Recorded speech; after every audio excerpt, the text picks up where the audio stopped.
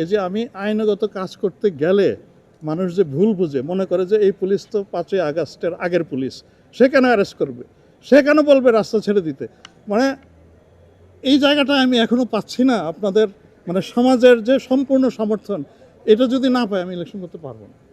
এই যে আমার বড় আমি বারে বারে এই কথাই বলছি। আমি গত ল অ্যান্ড অর্ডার মিটিং যেটা স্বরাষ্ট্র মন্ত্রণালয়ে ছিল রোববারে, আমি একবারে ক্লিয়ারলি উপদেষ্টাদের, এটা উপদেষ্টা স্বরাষ্ট্র উপদেষ্টা হচ্ছে ওটার আপনার সভাপতি এবং অন্যান্য সম্মানিত উপদেষ্টা ওটার সদস্য, আমি খুব ক্লিয়ারলি এই কথাটা ওনাদের বলেছি যে আমাকে এই জায়গাটা থেকে আপনাদের সমর্থন এবং আপনাদের গ্রিন সিগন্যাল দিতে হবে, so that I can enforce law without fear and favour. আমার যদি ভয় থাকে যে না এটা বললে তো এনসিপির ওরা আমাকে করবে, এটা করলে তো অমুক বড় দল তারা এসে আমাকে করবে, এইটা যদি আমার ওসির ভিতরে, আমার সাব ইন্সপেক্টরের ভিতরে থাকে, আমি তো পারবো না করতে। এইটাই আমি সবচেয়ে বড় চ্যালেঞ্জ। আমি আসলে চাচ্ছি যে I need a very free hand actually to execute ল।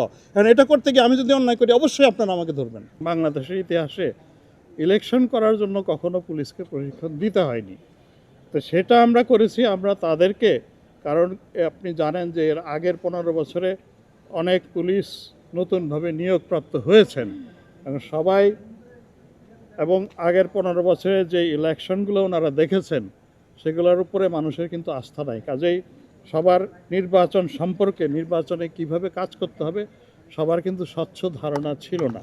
তো সেটা আমরা চেষ্টা করেছি এই প্রশিক্ষণের মাধ্যমে দিতে। 1,50,000 সদস্যকে আমরা প্রশিক্ষণ দেওয়ার টার্গেট নিয়েছি। আজ পর্যন্ত, গতকাল পর্যন্ত 1,33,000কে আমরা দিতে পেরেছি। আমি আশা করছি আগামী 20 তারিখের মধ্যে বাকি সবাইকে প্রশিক্ষণ দিয়ে সমাপ্ত করতে পারবো তাদের শিক্ষাটা। আমরা চেষ্টা করছি, সরকার, স্থানীয় সরকার মন্ত্রণালয়কে বলেছেন প্রতিটা কেন্দ্রে তারা যেন সিসিটিভি, ক্লোজ সার্কিট টেলিভিশন যেটা ফিক্স থাকে, সেই সিসিটিভি ক্যামেরা, প্লাস সিসিটিভির যে ক্যামেরা সেটা যেন তারা প্রতিটা ইলেকশন কেন্দ্রে তারা স্থাপন করেন। আমি যেটা শুনতে পেয়েছি যে সেটা তারা চেষ্টা করছেন, হয়তোবা হয়ে যাবে।